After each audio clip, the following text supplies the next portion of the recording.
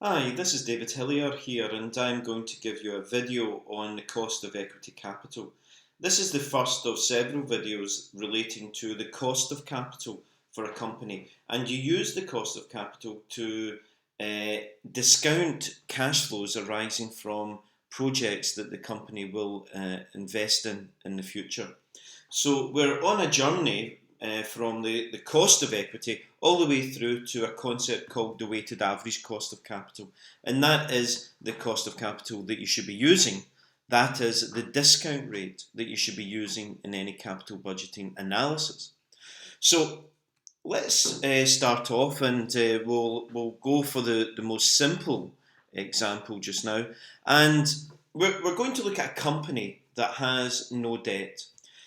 We start off with the balance sheet equation, and the balance sheet equation is that the assets of a company are funded by the liabilities and the equity. So the risk of a company is also measured by a weighted average of the risks of the liabilities and the equity. Now we can dispense with liabilities for now. We're going to assume that we have an all equity company, and with an all equity company you have no debt, so it means that the assets of that company are equal to the equity. So the assets of a company are completely funded by the equity of the company, and this means that the risk of the assets are the same as the risk of the equity.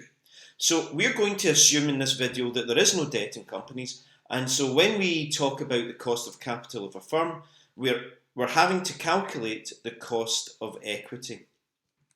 So let's look at the cost of equity capital. We have a company, there's no debt, and that company has cash. The company can choose to invest the cash in a project, or it can choose to give the money back to investors. Now, when you give the money back to investors, you're allowing the investors to use that money to invest elsewhere. And you would only really do that if you are unable to find a project that provides a return to the investors which exceeds or equals what they expect from your company given the risk of your company. So in another way, saying this in a different way, that a manager will only invest in a project if it can provide a return which exceeds or meets the return expected by investors of from an asset of a similar risk, and from a financial asset of a similar risk. Now that's quite interesting because the investors are buying your equity. So their equity return is the cost of equity to you as a manager. And that cost of equity is the discount rate that you need to use and apply when you're doing any capital budgeting analysis. Okay, so just to state that, because it's a very important term, the discount rate of a project should be the expected return on a financial asset of comparable risk. If your company is looking at a set of investments and those investments are in the same industry of the same type as the company normally invests in, then you can use the company's cost of capital as the discount rate for your capital budgeting analysis. If the project that your company is looking at is different in some way, it could be that it's in a different country, or it could be that it is in a different industry, or a different type of product, then you will need to assess the appropriate discount rate, which is equivalent to the risk of a financial asset that has a similar risk, to the project that you're looking at. Not the company, but the project. It's absolutely crucial that you focus, when you're using discount rates, when you're working out the cost of equity capital, that you are looking at the risk of the project, not the company. It's only when the project's risk is the same as the company's risk That is, it's just the same type of investment as a company normally undertakes, that you can use the company's cost of equity, cost of capital. The most common approach to estimating the cost of equity capital is to use the CAPM. There are other ways of estimating the cost of equity, and we will talk about that in a later lecture.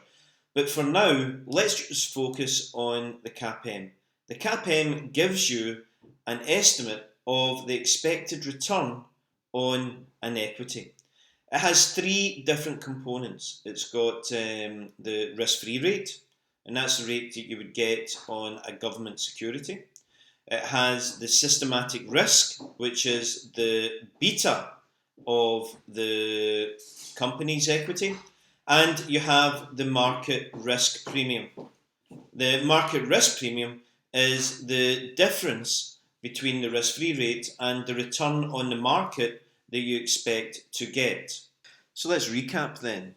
If we want to calculate the cost of equity capital for a company with no debt, then we can use the CAPM. We can use other methods, but we're going to use the CAPM here. For the CAPM, you need three inputs. You need the risk-free rate, the systematic risk, or the beta, and the market risk premium. Now, for the risk-free rate, if we were looking at corporate finance, then I would use the 10-year government bond yield. That's because your investment horizon for a major infrastructure project or a major project for the company will be long term, so the 10-year yield for a government security is an appropriate one. With the market risk premium, you need to come up with an estimate of how you think the market, the equity market, will perform. And that is purely subjective. You can be based on a lot of analysis, but ultimately it is a forecast. And the market risk premium is the difference between the market return that you expect and the risk-free rate.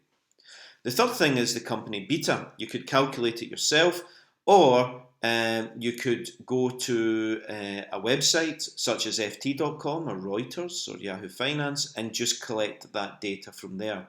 Now notice I'd say company beta.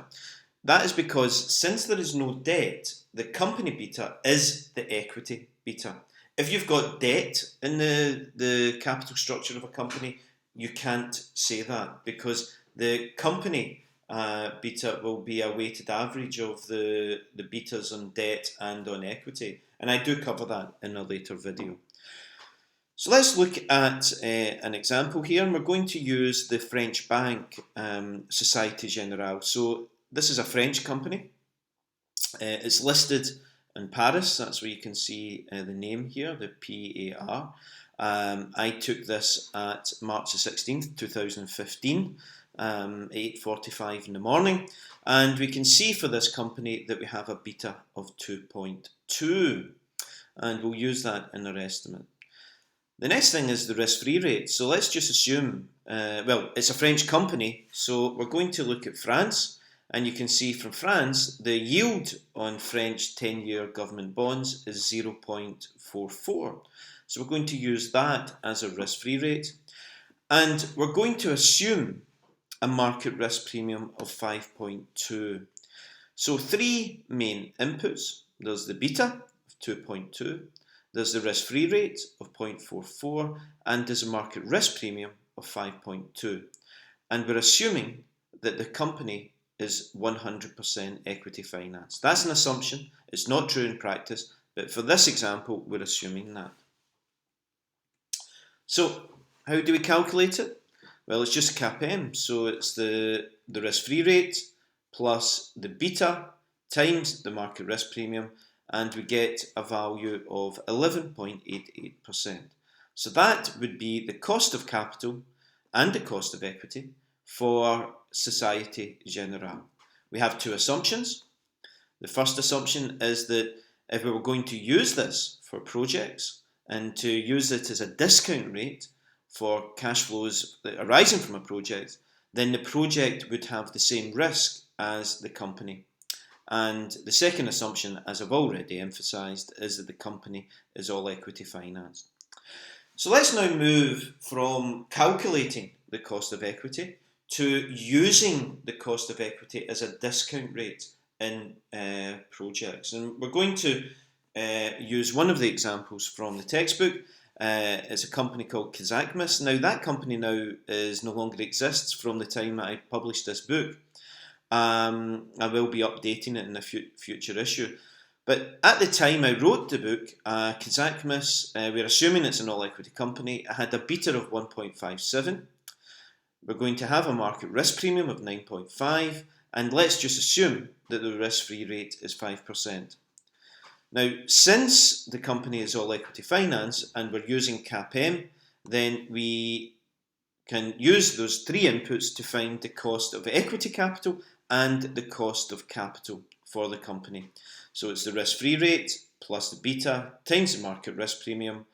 That is equal to 19.92%. So that's the cost of capital for any projects that CAPM undertakes that are in the same industry and have the same risk as the company.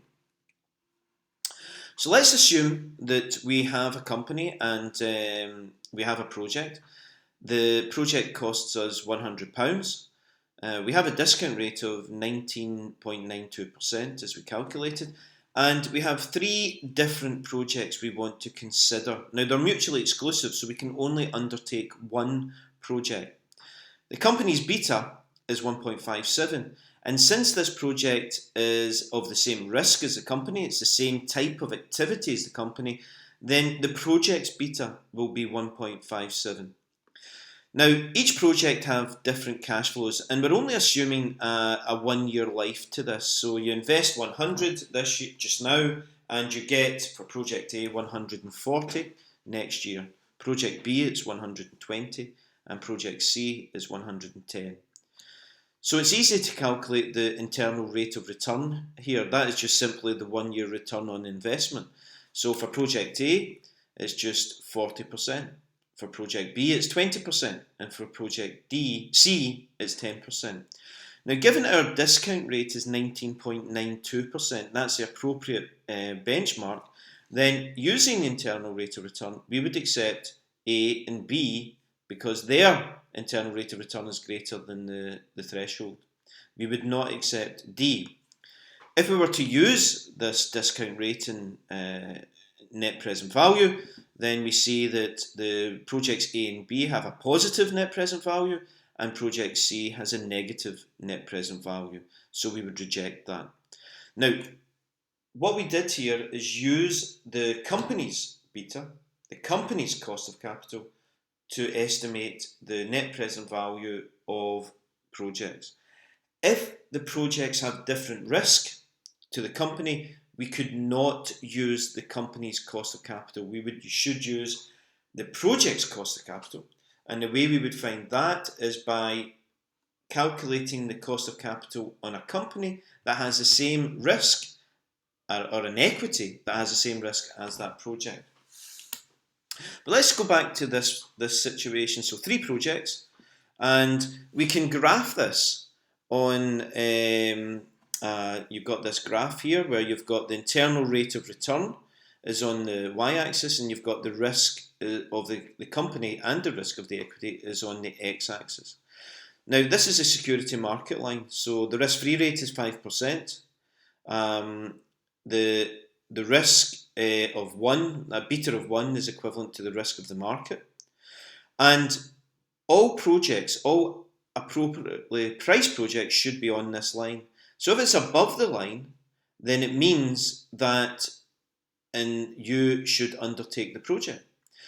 The appropriate value here for this level of risk is 19.92%.